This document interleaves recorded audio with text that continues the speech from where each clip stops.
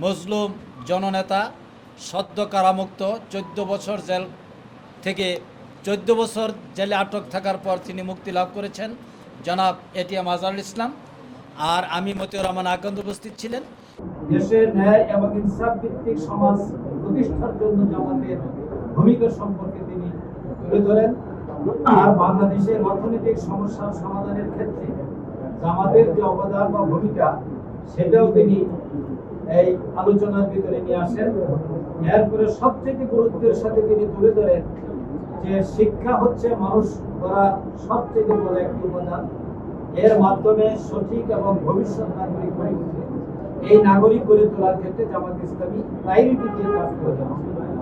বাংলাদেশ এবং জার্মানির মধ্যে বিদ্যমান অর্থনৈতিক সমস্যা, অর্থনৈতিক যে কার্যক্রম, সে সম্পর্কে আমির জামাত এবং হিজ এক্সিলেন্সি এখানে তারা উভয়ই একমত হন।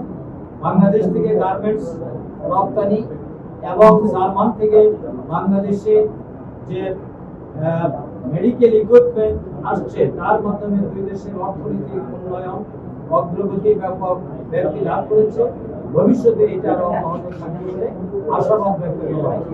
আমাদের উভয়ের আলোচনাটি আমির জামাতের নেতৃত্বে মিস্টার এক্সিলেন্সির আলোচনা অত্যন্ত সৌহার্দ্যপূর্ণ পরিবেশে সম্পন্ন হয়।